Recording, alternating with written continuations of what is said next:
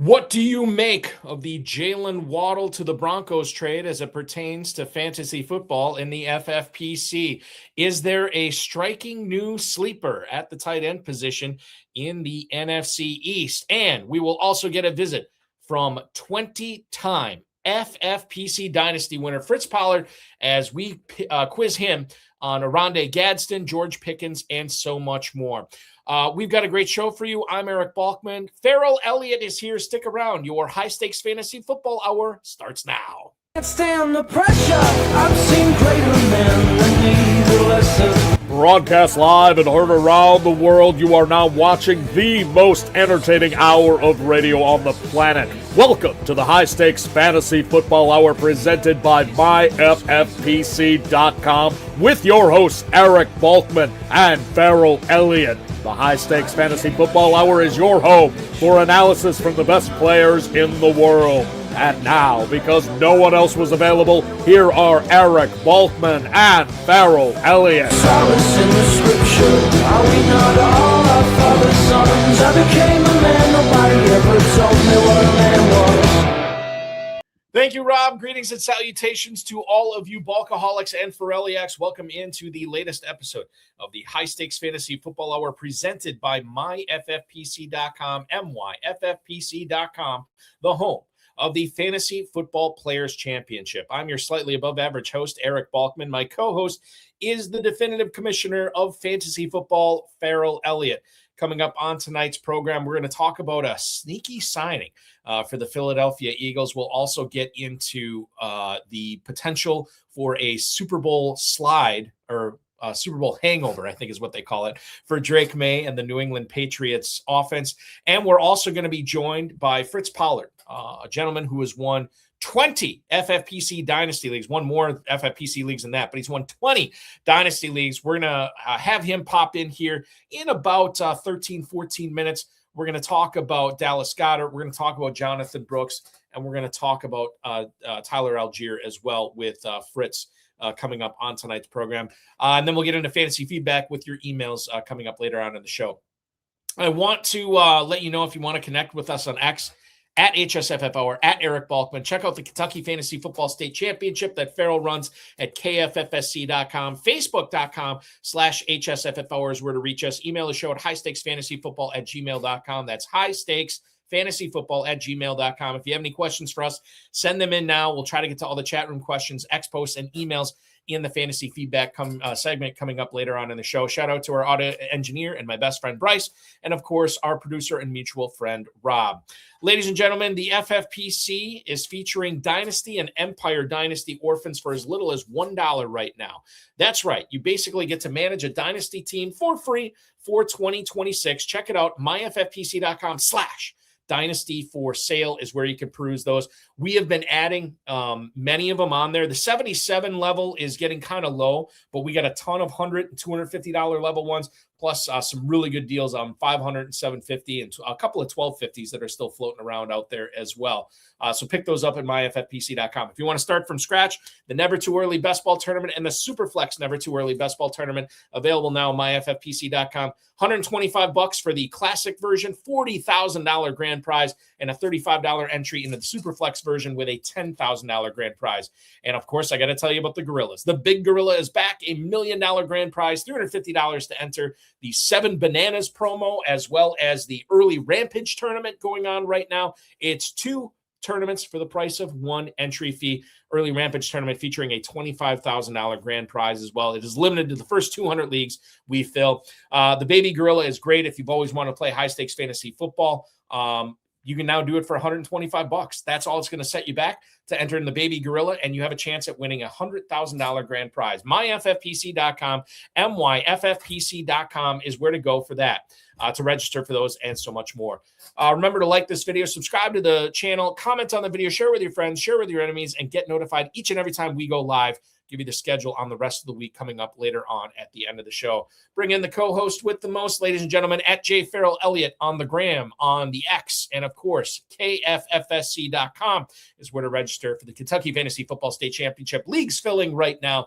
Mr. Ferrell Elliott. Ferrell, happy Wednesday to you, sir. Buddy, it's my pleasure to see you tonight, and thank you for that KFFSC push out there. You look good. You look like you had a great St. Patty's Day. Things about Balky, Wednesday night. I love our Wednesday night show. Tommy Island's here. How does it get any better than that?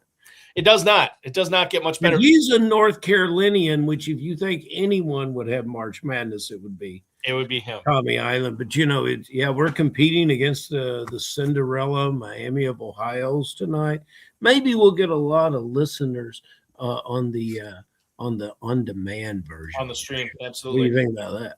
I think you're right. I think we will. I also think that we need to do this before I forget. I texted him. I was texting back and forth with him a couple hours ago. He said, don't worry about it. I am going to worry about it.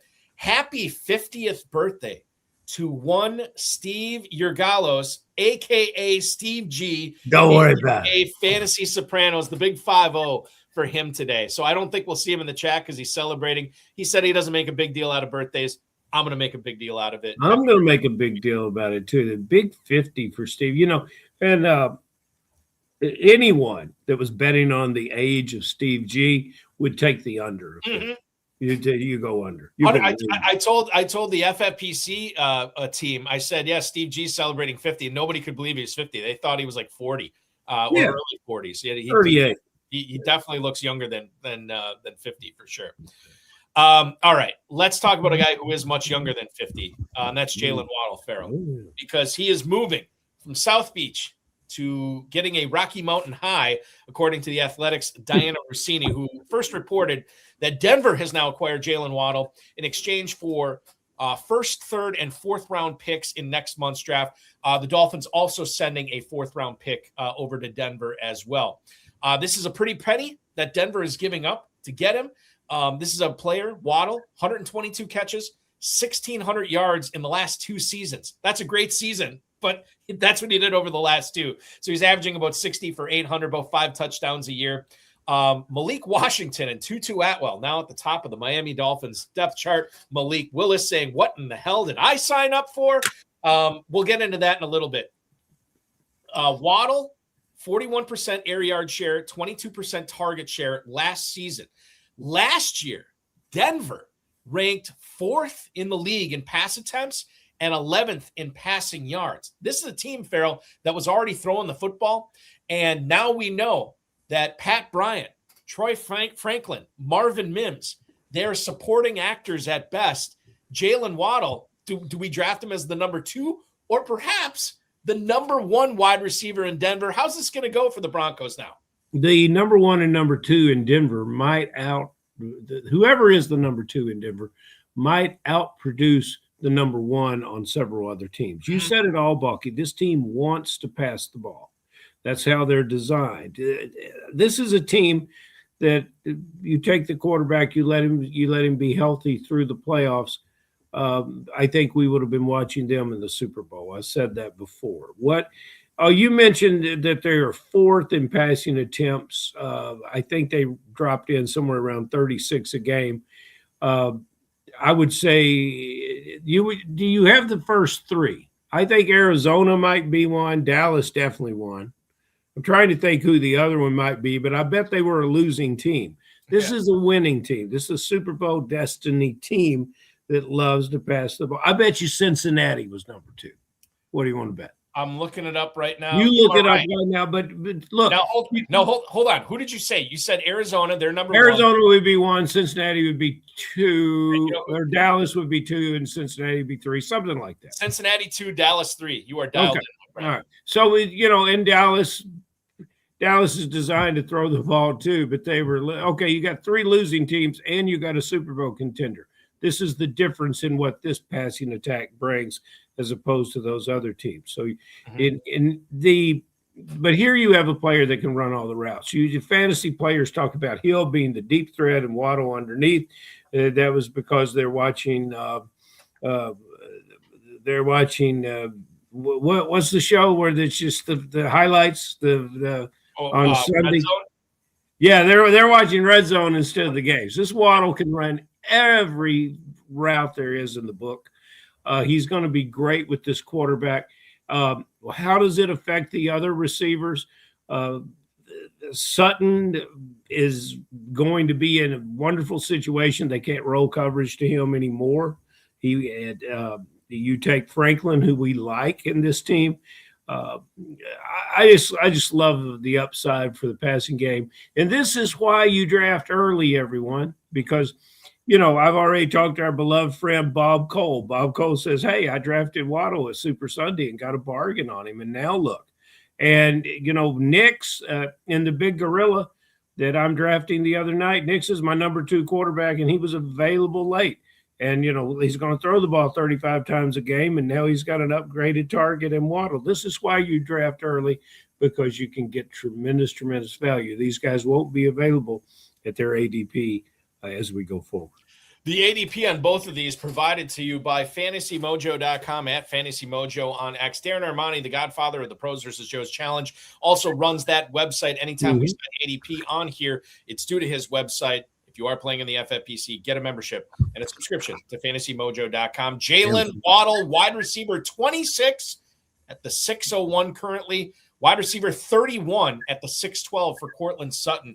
Ferrell, do you expect Sutton to pass Waddle now that they're on the same team? Or do you imagine Waddle actually goes up even further up the ADP board? They might be bookends in production, but the value now will come to Sutton as far as because he'll drop. It'll be natural reaction that they'll drop. And so you can get a bargain. You can get a bargain on Sutton as well, and Franklin will be a real bargain. So yeah, get involved with this passing attack. I think we just don't have the time, but I'd love to tackle more of those Denver receivers because I think you and I might butt heads on Troy Franklin. But what do you expect him to do? My opinion, if I'm drafting, I guess we will get into it. If I'm drafting a third wide receiver, I think I like Pat Bryant a little bit better than Troy. Well, and then you just might be crazy. Okay, well, then I might be crazy. But it just may be a lunatic you're looking for, said the great William Joel. This is something that the great Colton Pouncey said in The Athletic. And I thought it kind of made me go, Isaac Tesla should be a, quote, full-time starter in 2026.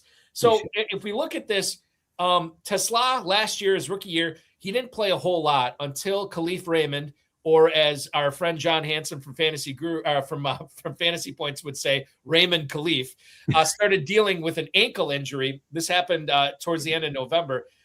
Tesla all of a sudden was getting 44 snaps a game on average for the rest of the season. 27 targets, and dude got 6 touchdowns. If he is a full-time starter in 2026, Ferrell, we need to start paying more attention to this guy.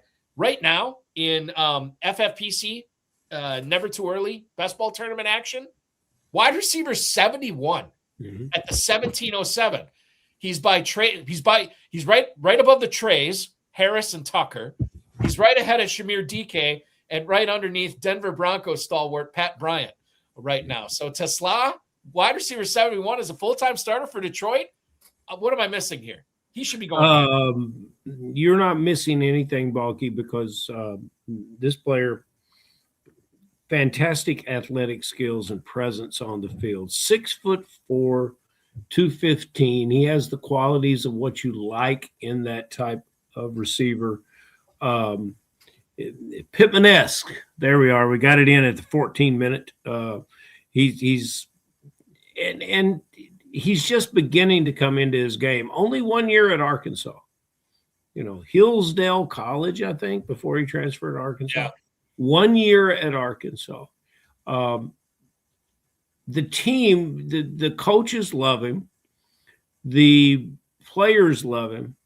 And the general manager who traded 2 future third-round picks to get him loves him. This is no surprise that they're saying, hey, it's time. And he deserves it. He's almost mirroring the ascension of Pierce down at Indianapolis. It's beginning to look like that. But because of the type of passing attack that they have in Detroit and the kind of field that they play on, he's going to do very well. And I think in the Big Gorilla, that I drafted him in the 17th round. I was shocked that he was still there. Yeah. And he's going to go. I'm going to say this right now. Dave Burkett, who covers the Lions, had this to say back in December. Dan Campbell said he hoped Sam Laporta will be ready for in training camp. Now, Laporta was dealing with this back injury, if you remember last year. Was reported kind of out of the blue that he was going to be missing 4 games by being placed on IR. And then all of a sudden, yeah, he's being shut down for the season. What? Where did this come from? Right? As I always say on this show, nobody ever says they used to have a bad back. And I'm not burying Sam Laporta underground. Okay. Right. But he's still a young man. He could still make it happen. But this is what I'm saying when I'm connecting the dots here. 6'4", 215 for Tesla. 6'3", 245 for Laporta. If Laporta misses time, or if he's not on the field, and I'm not saying Tesla does the same things as Laporta, but I could definitely see a world pretty easily that exists where Tesla is out there a lot more than Laporta while he's nursing this bad back. And all of a sudden, everybody's scratching their head in week 5 when Tesla already has 6 touchdowns.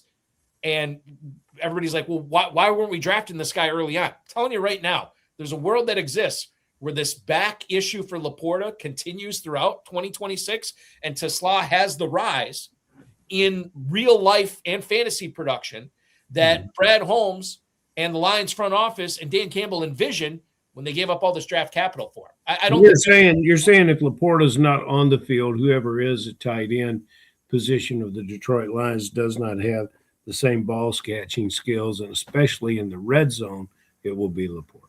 100%. It will be Tesla. 100%. Totally. No, that's highly. Yeah. Hey, there's old Johnny Lincoln coming in with us. Yeah, John Lincoln. We do have. He wants to know about Christian Watson. I'm trying to figure out. We might get to that. Yeah, we will get to that, John. Yeah. I promise you, we will get to that either on this show or extra reps. We will tackle Christian Watson. A team that is hoping that their new tight end will not be tackled by a whole bunch of opposing defenses is the New York Giants. Why? Because Dan Dugan from The Athletic reporting Isaiah Likely is expected to be a featured piece of the Giants offense this season. 3 years, $48 million for Likely, joining his former head coach, John Harbaugh, in the Big Apple / New Jersey. The Giants lost Wan'Dale Robinson, Ferrell. I was listening to Derek Brown from Fantasy Pros talk about this, and he has Likely as his tight end 7 this year. And I thought that was just egregious. But then I'm thinking about it. No Wan'Dale Robinson. The Giants have went out and signed Calvin Austin and Darnell Mooney, which to me is as much of an indictment on not having Wan'Dale Robinson on the team as it is maybe Malik Neighbors not going to be ready for the start of the season. I mean, we haven't heard a whole lot on that. I think Justin Boone was talking about this too from Yahoo. Like, we haven't heard a whole lot of positivity coming out about Malik Neighbors. And if that's the case, Ferrell, no Wan'Dale Robinson, no Malik Neighbors, this could be a big year for Isaiah Likely and maybe Theo Johnson as well. Likely right now, and I'll get your thoughts on him as soon as I give you the ADP. Likely right now in the Never Too Early Best Ball Tournament with the FFPC, tight end 16 at the 10:02. Your thoughts on what I think and what you think about Likely in the Big Apple. We said that last week. He's a slot receiver. He's not a tight end. And you go back and look at his numbers. Most of his receptions in Baltimore was at a slot receiver. Probably 100 at least of them. Here's a stat. 73% of his snaps last year in the slot at Baltimore. That's the same thing they see for him up here. Now, he doesn't run like an Ertz, or let me think of somebody younger. He doesn't run like Gadsden, but he has long speed. Once he breaks off the line and he gets on the field, gets the ball in his hands, he can do some things with it. So, yeah, this is the one Giant move that I'm thumbs up with. They've got health issues at more than just the wide receiver position. And this is a big target, a good player. We said this on the show last week. This is no surprise. And people are going to come to that as we move through the as we move through the drafting season. But as you so eloquently said in the opening of the show, Bucky, the FFPC with the Gorillas and the Best Balls and come and benefit from the bargain price of a likely right now. Yeah, 100%. I mean, this guy should probably be going ahead of Travis Kelce, probably ahead of Dallas Goedert. I would take him over Kittle at this point. You've just gone off till now. Well, yeah. I think over Kenyon Sadiq, you can make a case for him over Sadiq. Maybe he should be in the Gadsden, Kincaid, Ferguson glob that's going here in the 7th round. And we'll see. Maybe he rises close to that. But I'm with Ferrell on this. Get in while the getting's good on Isaiah Likely. Okay. Let's move on to tonight's guest. Okay. I think it's great. Winner of numerous FFPC leagues. 20 of those leagues that he is champion of have been of the dynasty variety in the FFPC. He's here tonight to talk about not a whole lot of rookie conversation. Maybe we'll get into some rookies, but I definitely want to get into dynasty values and what we should be doing and expecting from some of these players from a dynasty standpoint, from the guy who has won 20 plus leagues in the FFPC over the course of his career. Please welcome onto the show. Not sure what to call him. Fritz Pollard. Do I call him Ned or do I call him Pete C?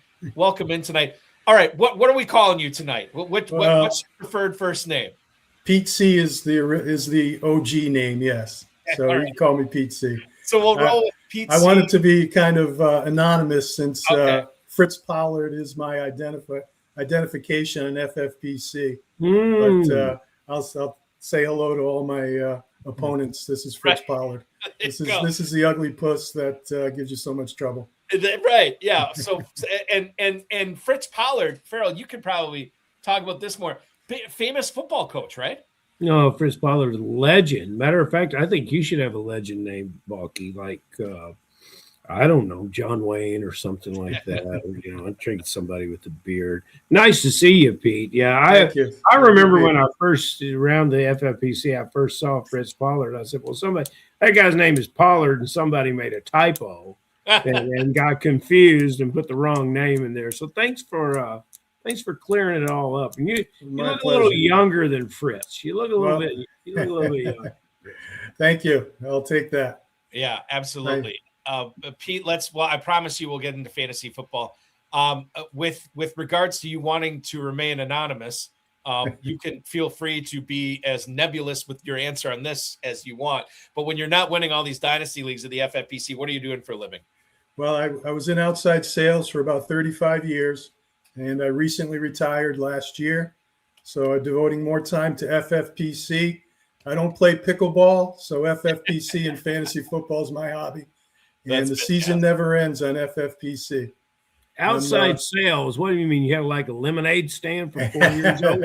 You're too young to be in anything for 35 years. What the hell are you talking about? That's about right. Lemonade stand, yes. All right. Congratulations with your FFPC prowess. It's pretty fast.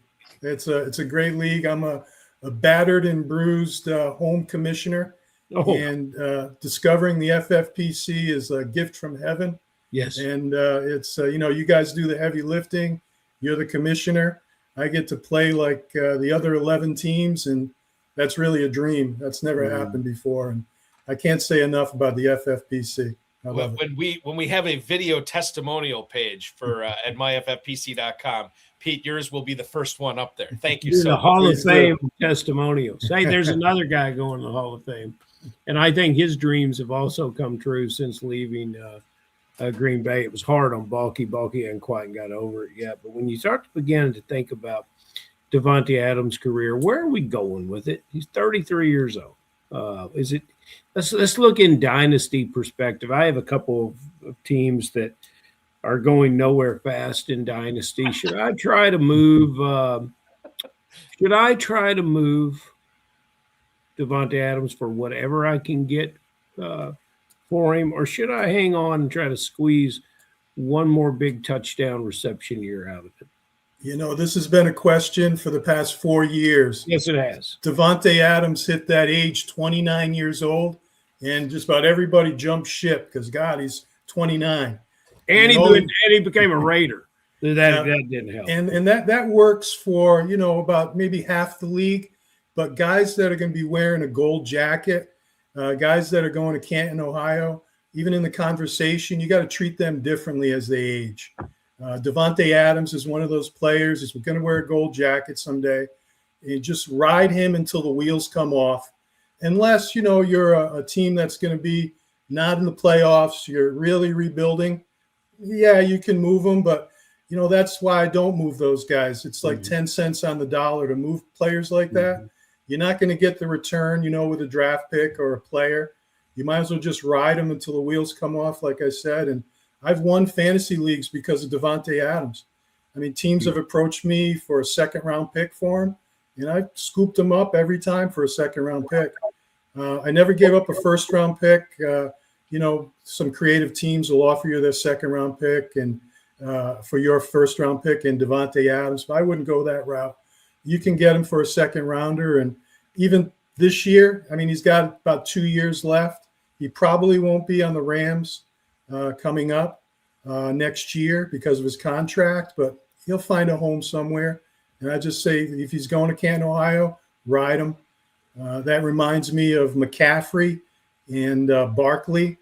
People were selling McCaffrey as soon as he got traded from San Francisco to San Francisco from Carolina. They approached me, hey, they want my number one pick for McCaffrey. I did it, and I haven't looked back. He's you don't live in fear with the name brands of the NFL, and I like that. And I like you're headed to the Hall of Fame. You got to treat those guys differently.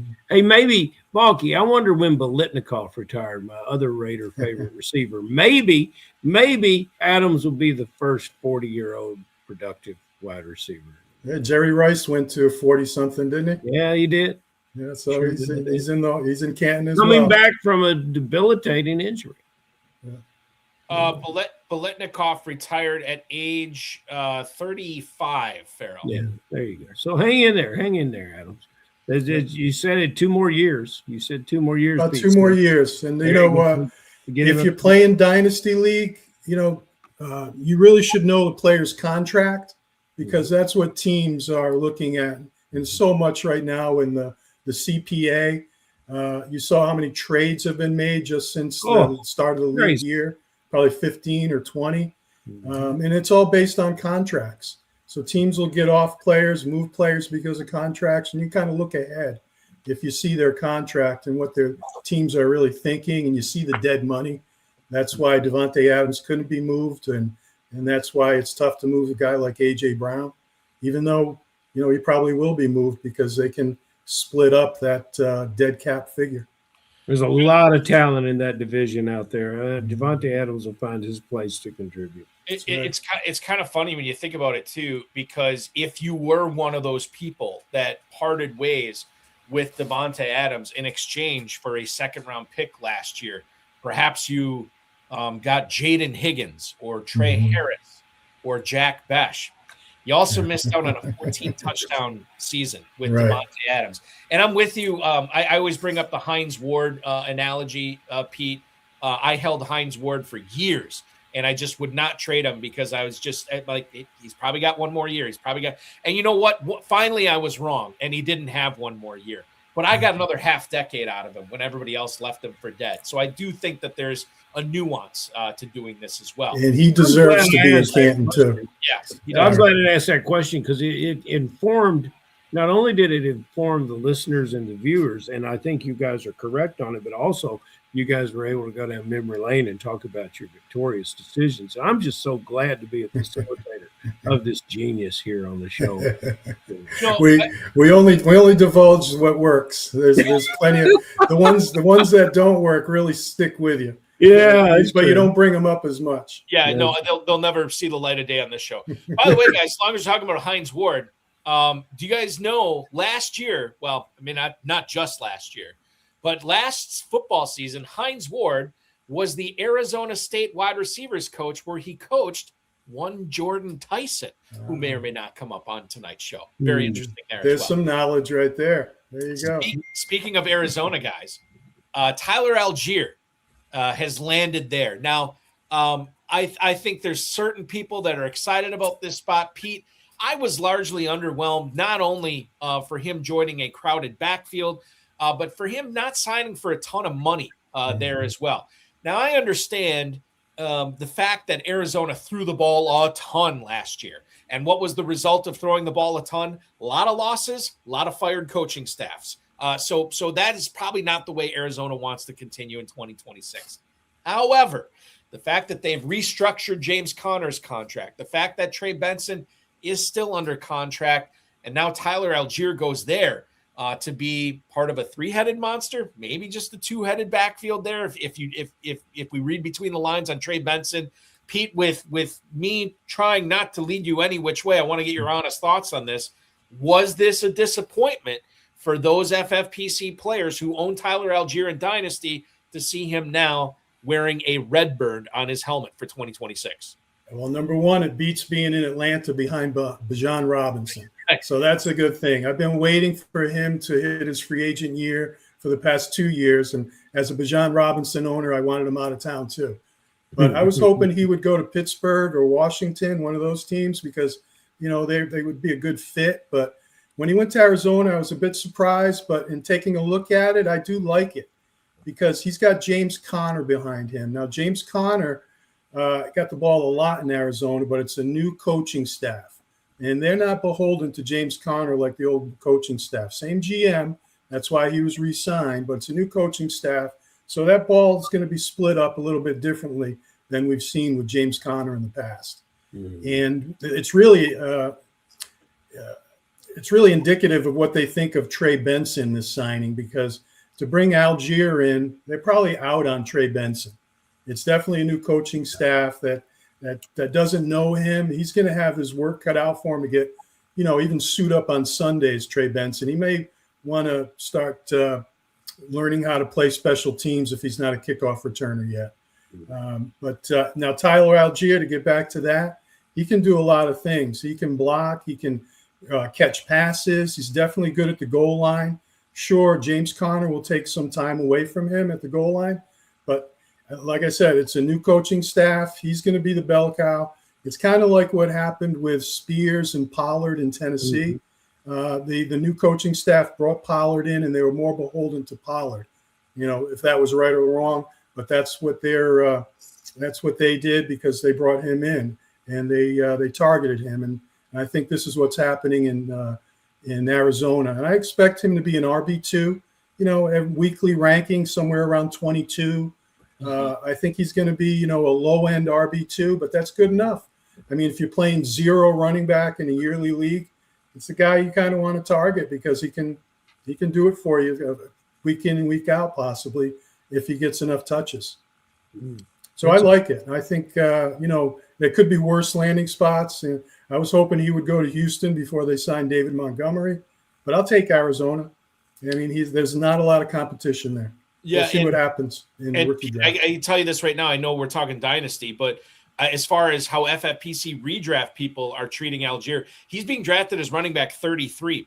And if you are of the belief, and I don't think you're off on this, that he's going to be right around that running back 20 to 25 on a weekly basis, it's a good time to strike while the iron's hot, not only in redraft, but probably seeing how your current teammate or league mate is handling Tyler Algier and his team. Maybe worth reaching out to see if you can acquire him on the cheap. What round is running back 33? What approximate round is that? The 8-9 turn. Yeah, so 8-9 turn. Right, yeah. And that is value right there. That's value, and that's good that he's in Arizona because he's not on people's radar. People are a little leery of him. Don't know what to expect. So I'm going to wait. Great. I'll wait and I'll take value and I'll have an RB2. I'll grab a McCaffrey. I'll grab a James Cook, and he can be my RB3 for great value.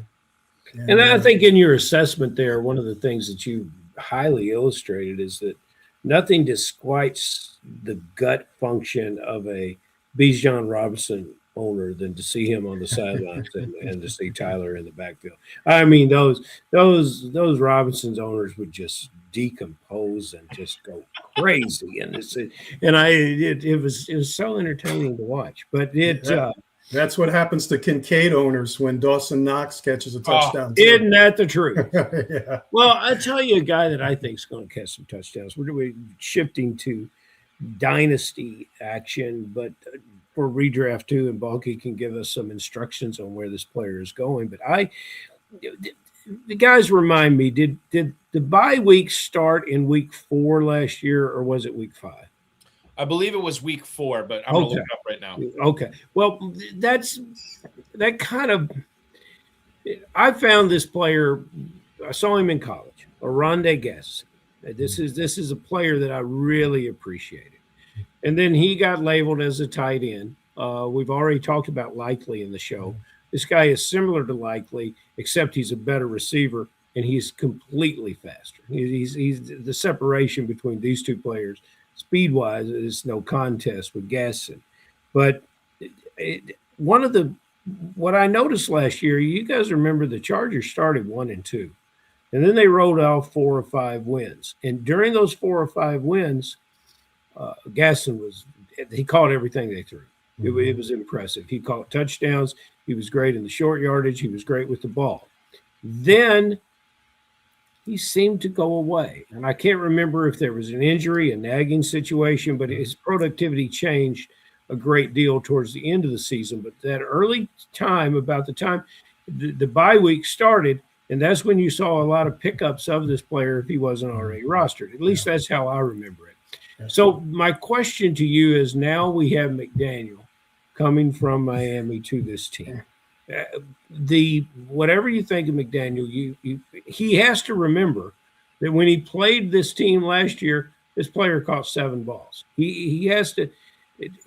What do you? I like your take on new coaches coming in and dealing with the talent they got. And to me,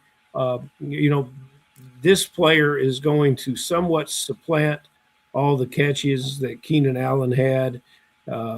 What do you see in the future for this player?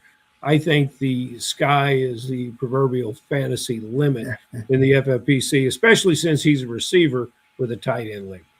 Well, he's right. You were talking right up my alley. I'm a Gadsden guy. I have him in half my dynasty leagues, and I'm very happy to have him and to see that I own him about 55% of my leagues.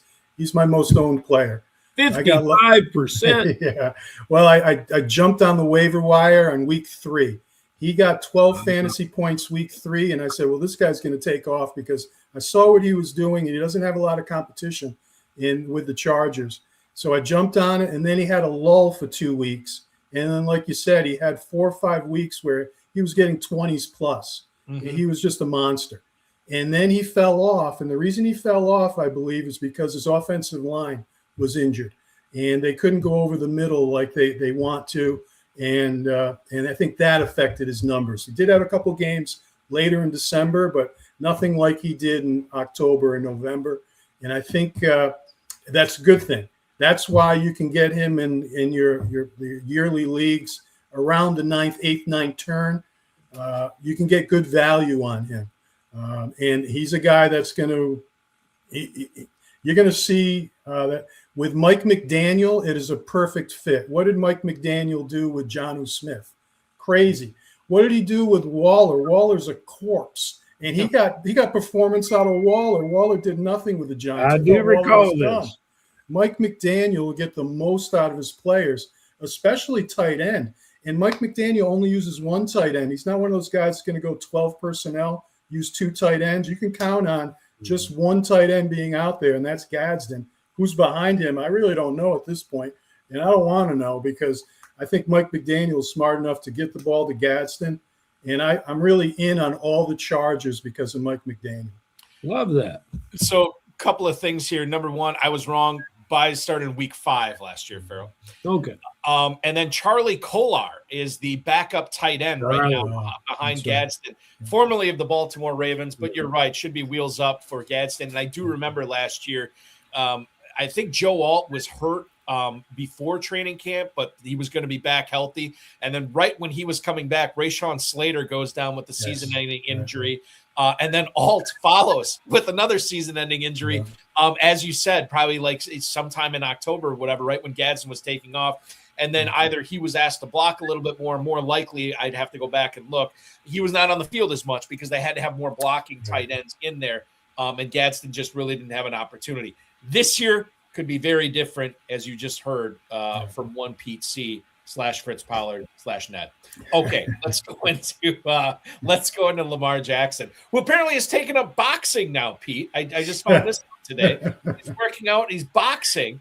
There were reports that John Harbaugh and Lamar Jackson, I don't want to say that they disliked each other, but it just was not – it wasn't – it had run its course, basically. It's kind of similar to what happened with Aaron Rodgers and Mike McCarthy, although that might be rekindled this year, so you never know. But Lamar Jackson will have a new coach.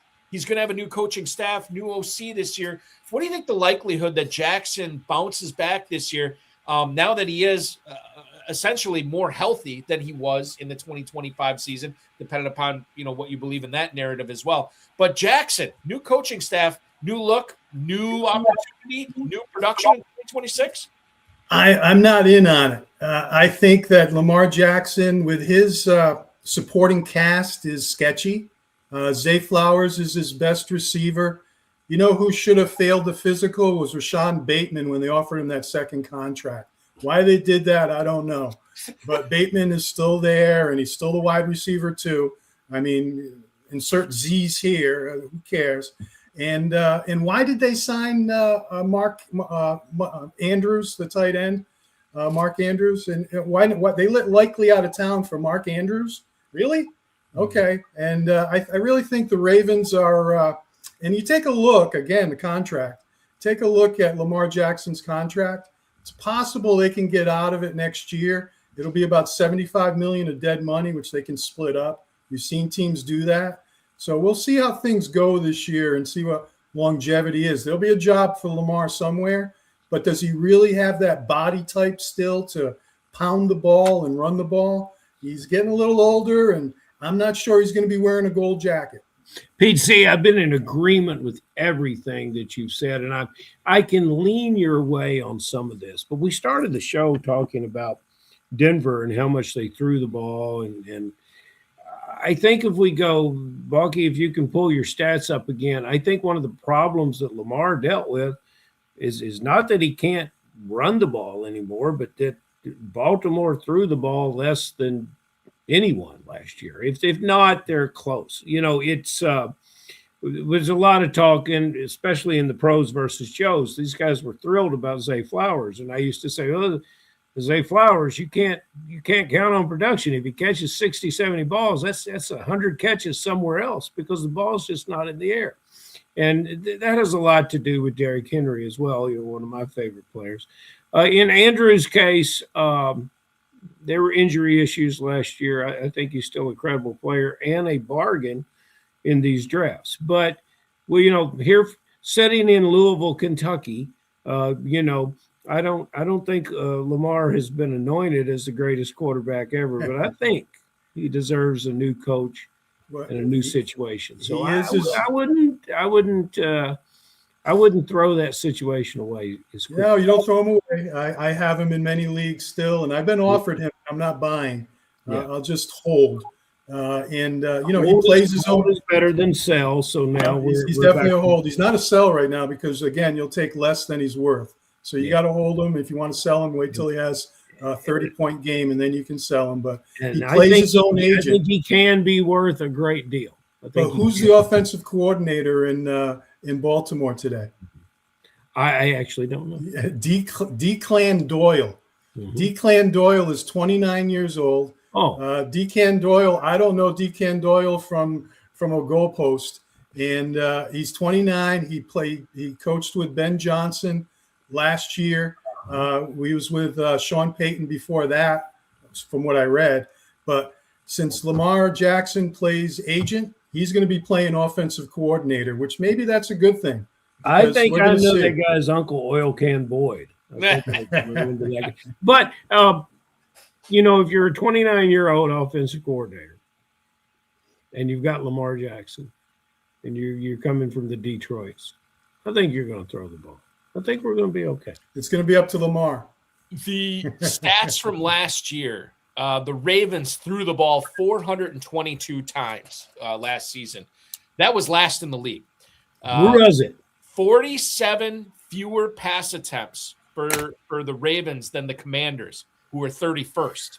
So there is a 47, and if we go all the way to the top, the Ravens threw the ball 227 fewer times than the Arizona Cardinals last year, the Cardinals who led the league in pass attempts. That is basically 13 pass attempts extra per game for the Arizona Cardinals last year than the Baltimore Ravens. Certainly makes your head spin. And that's a good point with Algier, because that's a new offense, and that's going to be a running offense in Arizona. That's an offense that's going to mirror the Rams, mirror what they're doing in Green Bay. That's a plus there. Now, they're not going to throw the ball as much. Bissett's not going to mirror what Mahomes has done years past again. But Algier is going to run the ball more. And with Lamar, he's got a lot. He's got a lot of talent, and we're going to see what he can do on his own. Like you said, he had trouble. Oh, one thing I wanted to mention was you mentioned the pass attempts in Baltimore last year. Well, now those pass attempts are going to Cleveland with Greg Roman as being the head coach. Correct? So no, it's not Roman. What the heck's the guy's name? He's Monken, Todd Monken. I'm sorry. Yes, Todd Monken, who was the offensive coordinator in Baltimore. That's right. So Monken's going to take that passing attack to Cleveland. So not that anybody was in on Jerry Jeudy, but it's time to get out of Jerry Jeudy. Right. And everybody loves Harold Fannin. I still love Harold Fannin. I have him as well. And that's the thing about FFPC. FFPC, I love the tight end premium. But if I don't have good young tight ends, I don't have a good tight end group, I don't like that team. I want to have a good tight end group. I tell you who likes what you're putting out is our good friend Bill Hollywood. You've got a fan in Bill Hollywood, and that means something, brother.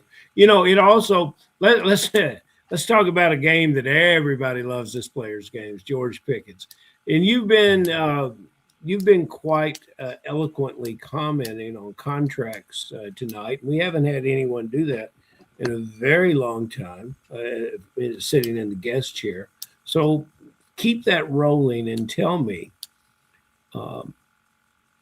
he's going to hold out. It's going to take a while to get to camp. That doesn't bother me. Does it bother you? And wouldn't you be aggressively drafting Pickens? In a yearly league? Yes, sir. I wouldn't hold back. No, I wouldn't hold back because that'll all get worked out. He's got the same agent that Micah Parsons had. So hopefully that agency's sending a different agent. I have to talk to Jerry about the Pickens contract, but I expect that all to get worked out. And if he's got to play for a year on a franchise tag, I think he'll be a good soldier. He knows he's in a good spot. He's going to put up numbers, and he's going to get paid sooner or later. I was in on George Pickens from the start. You just see the guy is oozing with talent, and it was just a matter of location when he was going to take off. I bought him last year for a first-round pick on a team that was on a cusp. It could go either way, and Pickens took me the right way. It took me to the playoffs, which is what you want to do when you trade your first-round pick. You never want to not make the playoffs. Because that'll eat you up inside. Yeah, it will. It's for sure. One of those. Let me just ask you this about Pickens as far as dynasty goes, Pete. I would imagine that number one, I'm with you. I think the deal, like he's going to play, right? Yeah.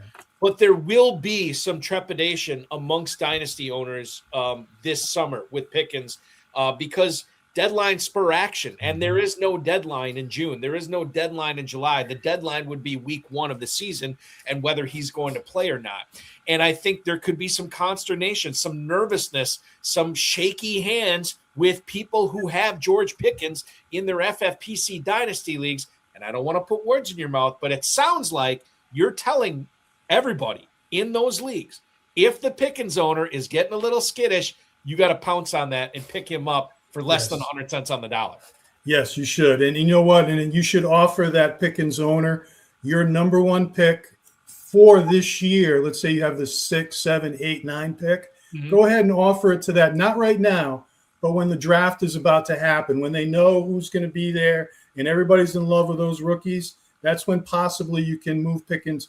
You can get Pickens for that number 1 pick instead of taking Concepcion or Denzel Boston. You know what you're getting in Pickens. And if he's not in Dallas, he's going to put up numbers somewhere. We normally know what we're getting in Bill Hollywood. Throw that up, will you, Balky? Yeah. The last Right. thing. I was replying right here. Just starting to think fantasy football again, was really thinking about retiring. Now, first of all, there's a lie detector should be brought out right now and run on Bill Hollywood. But already starting to get the itch, so that's a good thing. Bill, we have therapy sessions available for you remotely or in person. That's not going to happen. You know, I think I think Bill was in the running for the main event title last year too. Like he He was. had a couple of teams up there. I'm like, Look, dude, I want to talk about Eagles. Can I do some Eagles? I want to fire away, Ferrell. Last year, they were really PC. They were really beating the drums for Dallas Goedert. And I had pretty much written this player off as a tight end that I thought could help me in the FFPC.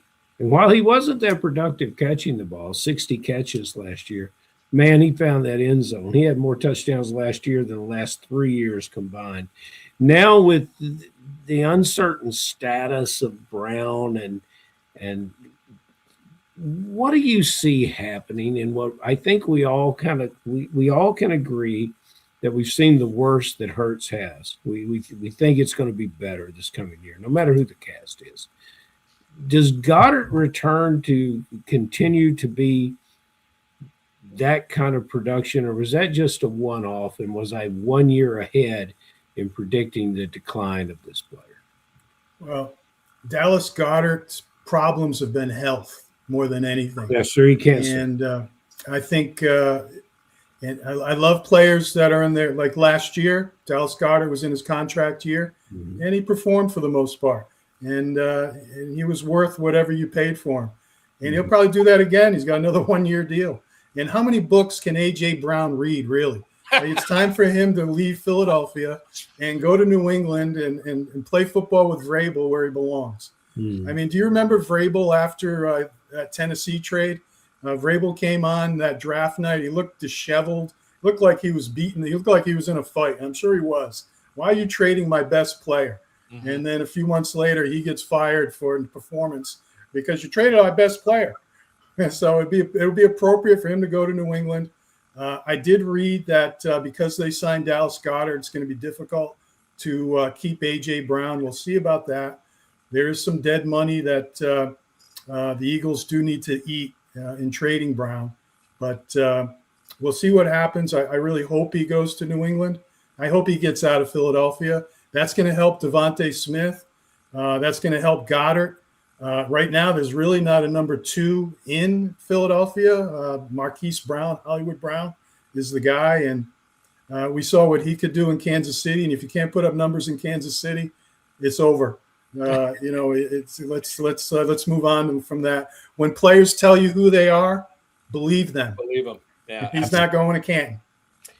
The Carolina running back situation, I think, is an interesting one after what we saw in free agency. Rico Dowdle moves on to Pittsburgh. No surprise, by the way, that he wasn't back in Carolina. But they do have Chuba Hubbard, Pete, signed. They signed him to the big extension prior to the 2025 season.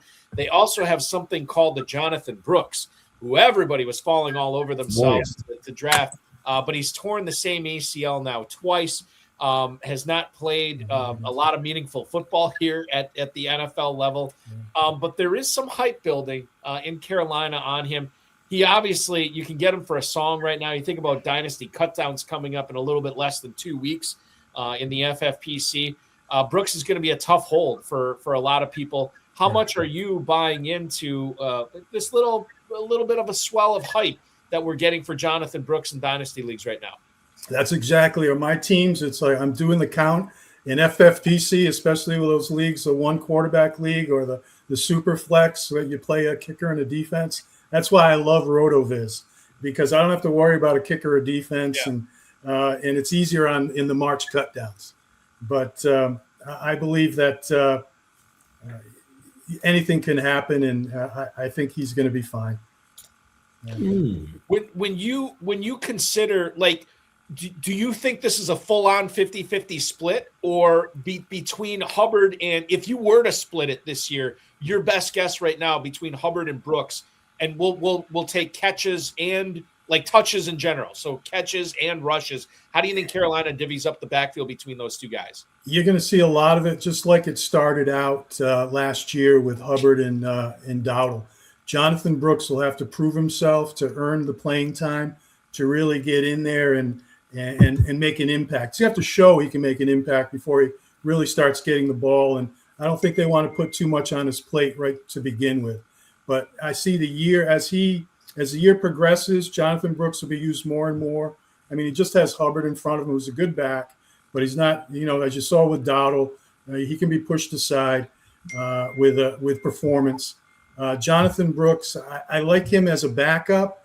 I'm not really in on him this year in a yearly league, unless it's in the back end of that draft. Right. I believe he ruptured more than just his ACL the second time. Second time, I think there were other ligaments involved. But he does have an extra time to recover. He did that last year in December. The year before last in December. So he's got a year and 9 months before the season starts since that second surgery. So he's a good backup. I wouldn't go crazy with Jonathan Brooks, but hey, in the dynasty leagues, I got him in the first round in way too many leagues. He's been on my waiver wire for 2 years. So I kind of want to keep him and see where it goes this year. And then maybe you can move off him for a draft pick in 2027. Which everybody's enthusiastic about. So I'm just realizing how we're doing on time right now, which is not great, but that's okay because it's been a great conversation. Yes. Ferrell, I'm going to say I got about a half dozen emails I want to get through. I'm going to save those for extra reps for Friday. But Ferrell, why don't we have one final question for this episode? The one final, and you're such a positive guy, PC. But when you don't see an answer to success, you come up with a very eloquent and very well-positioned stance on how to avoid a player. I want to know who that player is in this draft, dynasty or redraft, maybe both. And then, who's somebody you love? Teasla. I love this player. The Balky is looking at Bryant out at Denver as a guy he loved. Who's the guy that you love?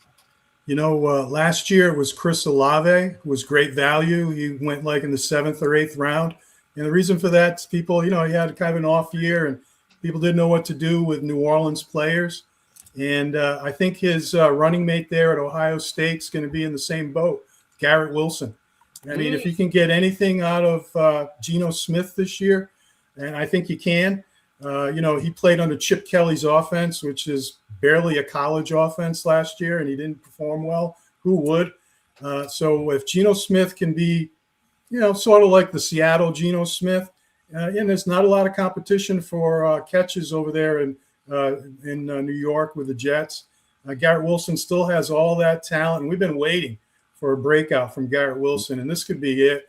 And that's the guy you can, gain in late first, 2026 first this year. Go out and pluck a Garrett Wilson and see where it goes. Yeah, I'm with you on Wilson. If you look at even last year where he hardly played, if you look at what he was on pace for, if we were to extrapolate that over the course of the season, didn't look that bad. In fact, it looked pretty good. And the seasons before that looked pretty good from a fantasy standpoint as well.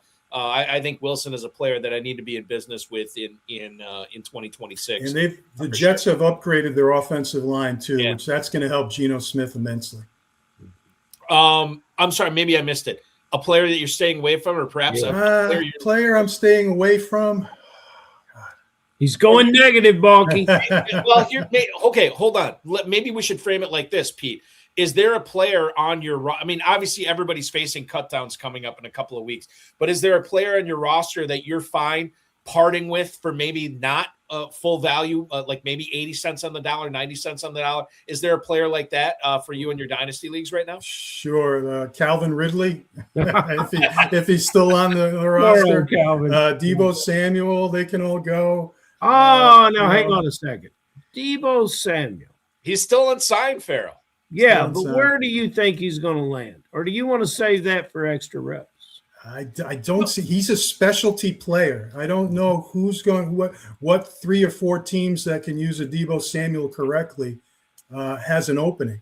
I would think maybe Houston, but they're pretty set at wide receiver.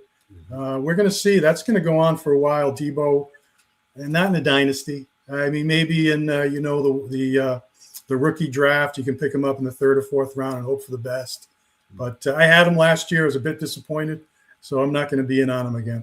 Here's my prediction on Samuel. I don't think he signs until after the NFL draft, and I think it's going to be a team that missed on wide receiver in the draft, that didn't get the players that they're hoping for. And hey, Deebo Samuel's out there. His value's been depressed. He's been on the market for 2 months. Nobody signed him. We could probably get in and get him. I don't think he's the – I mean, listen, I don't know what's going on behind the scenes, but he does not strike me as a player that is holding out for a mint. I think he'd be willing to take what somebody be willing to give him right now. And I just don't think that there's a whole lot of people willing to give him a contract until they find out what they're going to do in Pittsburgh at the end of next month. That's my prediction on it. We'll see what happens. And stay away from all Commanders players this year. Stay away from all Dolphins. Dolphins are the New York Jets South.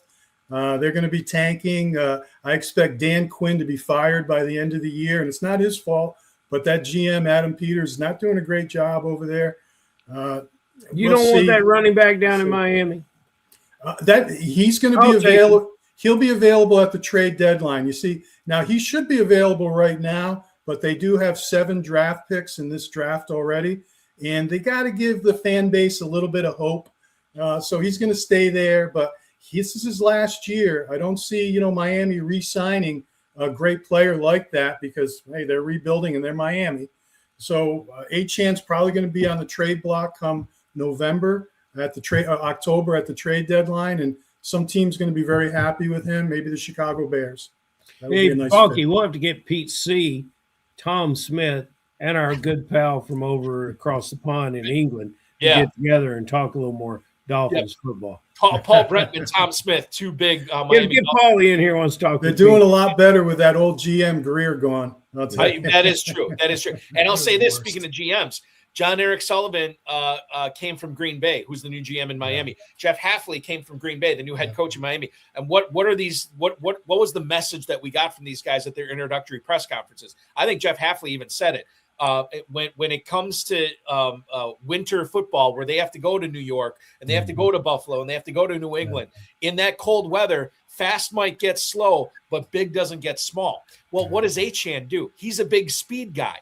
They've been getting rid of the speed guys on this roster since Mike McDaniel left. We saw it this week, guys. Jalen Waddle, one of the fastest receivers in the NFL, he's now in Denver. So I think and I know I understand that they want to keep Achane around right now. They feel like he's a building block, and maybe he is. But it would not surprise me at all to see Ollie Gordon take a bigger role on this team this year, more so than what he had last year. Or maybe they bring in another bigger running back and let Jalen Wright go, or trade Jalen Wright because he's another speed guy as well. So I think they're remaking this Dolphins team to being a much more big physical team. Maybe Achane's a part of that, but maybe he's not as big of a part of it as he has been the last 2 or 3 years. Right. This is a whole new offense. Is he going to catch 70 balls again? Probably not. Yeah, it's a great point. And Fritz Pollard is the offensive coordinator down there too. So exactly. Fritz Pollard was the first head coach and quarterback of color in professional football. How about that? There's some knowledge. Everybody knows. Knowledge tonight. I love it. Okay, guys, here's what I'm going to do. I'm going to put a pin in these emails that we have, and I'm going to save those for extra reps. And for right now, Pete, I'm going to let you go. We'll see you in the next studio here shortly. Thank you so much for being a part of this Monday Night Live broadcast. This is a lot of fun. Great feedback already from the YouTube audience, the people that are streaming, viewing, downloading later. I'm sure we're going to get more of that. Good luck in all of your Dynasty fantasy football leagues and all your leagues this year as well. And we'll talk with you shortly. Thank you very much. I had a great time. Best of luck. That is Pete C, a.k.a. Fritz Pollard, a.k.a. Ned, joining us here. The 20-time FFPC Dynasty League winner. He's going to join us for extra reps on Friday as well. Ferrell, good stuff from Pete. Much more good stuff coming up. In fact, on extra reps on Friday, we'll get into Ashton Genty, Marquise Brown, Christian Watson, Jordan Love, Drake May, and Jawan Johnson. Those will be the topics that we discuss on Friday. Until then, KFFSC.com, home of the KFFSC main event, home of the Sweet 16 championship filling up right now. And of course, those $39 Draft Masters that everybody wants to get in, compete against me in those as well. KFFSC.com is where to go. KFFSC.com. Thank you so much, my friend. We will talk with you on Friday. See you, bro. That is Ferrell Elliott. Ladies and gentlemen, that is going to complete our show tonight. Thanks to Pete C, a.k.a. Fritz Pollard, Ferrell Elliott, the FFPC, Rob Bryce, and of course, each and every one of you. We will be back next Wednesday at 10 p.m. Eastern Time for more High Stakes Fantasy Football Hour. Watch FFPC Insider Access live from 7 p.m. until 9 p.m. Eastern Time tomorrow night, Thursday night. It is myself and Draft Shark Shane Hallam will spend at least an hour breaking down the rookie class, who he likes, who he doesn't. Shane's got a great eye for this, so we'll definitely pick his brain for 2 full hours tomorrow. That's going to be a lot of fun. And, of course, Friday night, extra reps, myself, Ferrell Elliott, and Pete C. hanging out, talking more Dynasty Fantasy Football and maybe some redraft there as well. So that is what's coming up this week, remaining on your live streams and your podcast for the FFPC. Until then, FFPC Dynasty and Empire Orphans available for as little as $1 at myffpc.com. The Never Too Early Best Ball, the Never Too Early Superflex Best Ball Tournaments going on, $40,000 and $10,000 grand prizes there. The FFPC Big Gorilla back, $1 million grand prize, just $350 to enter. Early Rampage tournament going on right now, as well as the 7 Bananas promo. We've already had a couple of people. I think we had one person win a main event team already for that. So people are really winning in that promotion. Again, don't forget about the Baby Gorilla, just $125 to enter, but $100,000 grand prize at stake. That's all at myffpc.com, myffpc.com. Like this video, subscribe to the channel, comment on the video, share it with your friends, share it with your enemies, and get notified each and every time we go live, which will be Thursday, 7 p.m. Eastern. FFPC Insider Access with myself and Shane Hallam from Draft Sharks. And as our friend Vince Staffolino reminds us, you are officially over the hump now.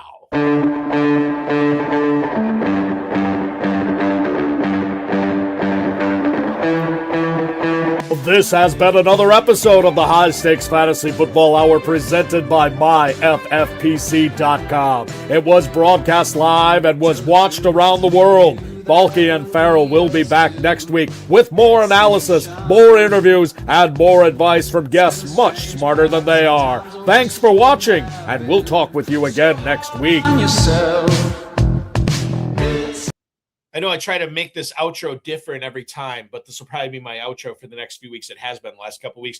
We encourage more feedback on our move to Wednesdays. What do you like? What don't you like? Our extra rep show, our spinoff show on Fridays. What do you like? What do you don't like about that? Tell us what you want to see. Tell us what you want to hear. Tell us what you want to listen to. We are definitely nothing. Ferrell and I are nothing if we are not people pleasers. So let us know. highstakesfantasyfootball@gmail.com is the address to send it to. You can always hit me up on X as well at Eric Balkman. Welcome any and all feedback as long as it's constructive criticism. Thanks for watching, everybody. Talk with you Thursday night on FFPC Insider Access.